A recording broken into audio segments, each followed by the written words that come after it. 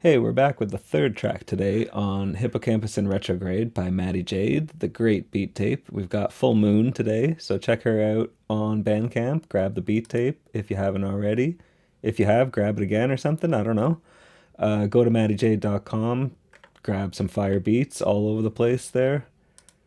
Everything she does is great. And we've even got some RPD piano packs, sample packs up there, recorded, performed, etc. by me.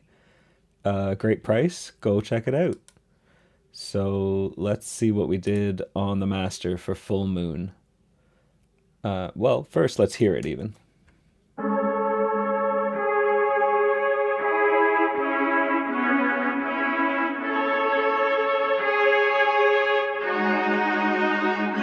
Links below, of course.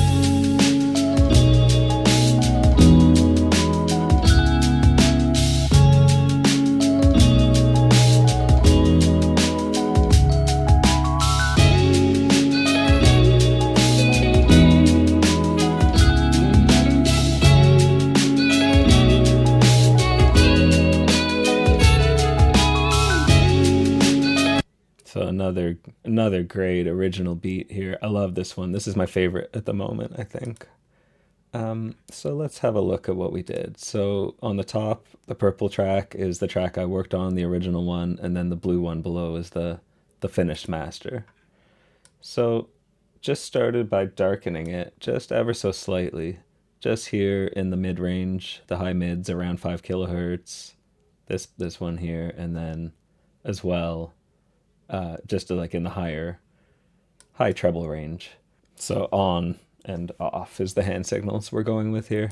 One day I'll figure out how to write it on the screen, but it's not today.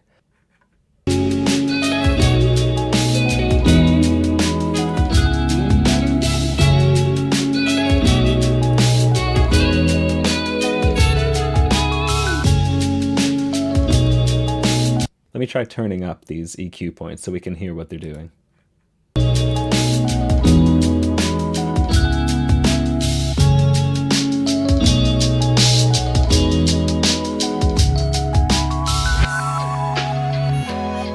So that's the kind of thing we're dealing with there. Just darkening that. And then for this point here, we can do the same thing.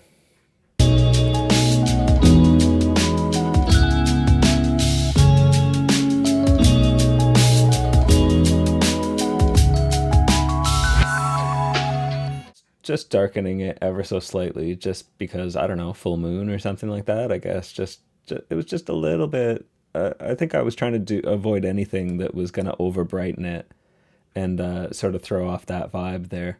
So that's the first little move that I went for. You can be subtle on a master sometimes. I mean, this is where your monitoring comes in, though, right? You got to be able to hear what you're doing pretty well. And then it's just off to this tape plugin here, this Acoustica tape plugin. I was very careful. I didn't want to use tape on Loner at all. It just wasn't working for me. I'm a big fan of tape. And you start to have a like a confirmation bias or something like that, where you think, oh, it's like it always makes it better, but it's a dangerous thing to think, because there's nothing there's all kinds of things I have that often make it better. Some even maybe 70% of the time or something like that in mastering, but there's nothing really that's 100% all the time. You got to do it. Just everything has its own space, its own unique place in the world or something like that. So, you can't force it, right? But let's hear what this tape plugin's doing. Now, first, let's hear this dreamy little middle section here, because we haven't heard it yet.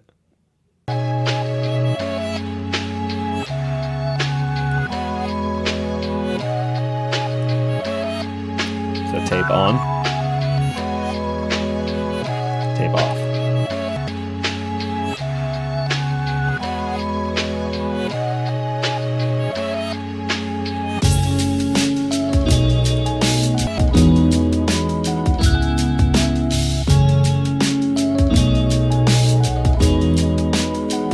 Okay, so let's have a look at what is actually going on with the tape, since again, we don't have a lot of plugins to look at here. We're being pretty light on this one. I mean, Madi just does such a great job, right? We're driving into the tape a little bit harder here on the input, And this is like a wet dry knob basically. So source is the original, basically dry, and tape, full tape is the full process through the tape plugin signal. So I'm backing it off actually to about 40%. Just like to dial in a little bit of that color. So we can actually have a listen if I dial in more.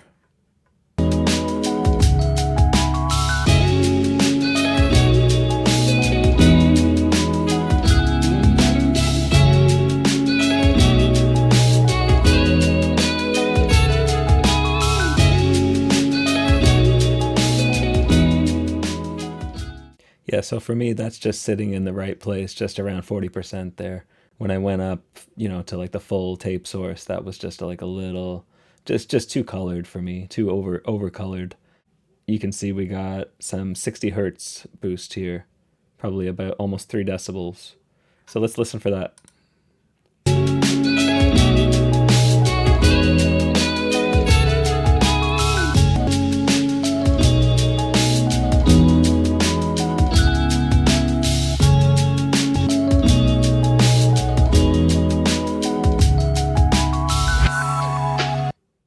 A bit more fullness, a bit more darkness.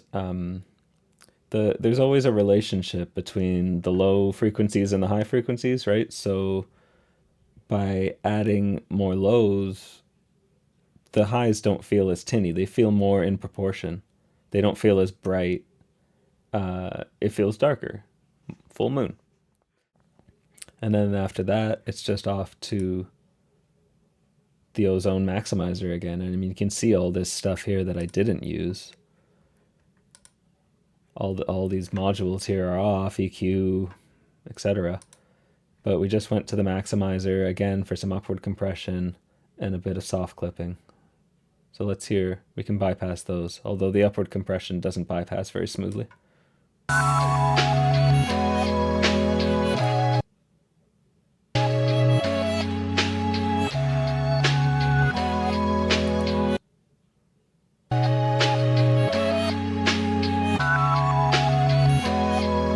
So you can hear there in this quieter section, the upward compression is bringing that snare detail up very nicely. It sounds a little bit too distant without it.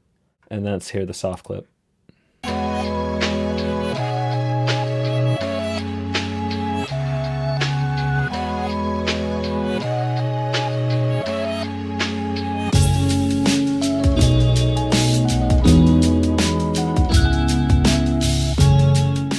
So we're on the IRC4 modern mode here. So we're not trying to get the big fat sausage limiting aggressive style that we do on some of the bigger tracks. Trying to be a little bit more, I don't know, what is this, like a Doja Cat track almost kind of thing? Hey, so if you're watching, MadiJade.com.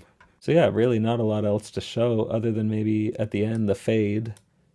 We did this here in mastering, but I can't take credit for the idea really. I think this was just Maddie's idea, but for some reason the fade didn't come over from her, so I just did it over here. But we'll take a look at it. So I think she had told me to just fade the last 4 bars. That's what she had done. But you can see here I sort of faded. I took it a little bit more detailed than that, and I faded it to about the 5th bar, about the last 5 bars, and then adjusted the curve here. So that's something we can look at. Don't just always use the default curve for a fade in the DAW. Like, it's gonna work sometimes, but like you can automate it yourself where you move the fader yourself, or you can just get in here and use some different curves or move some dots around, do some stuff, but you got to get it right. Rant over. I guess that's really all there is to show, so I guess we'll just wrap it up here on the fade, and we'll be back at you tomorrow with the next track.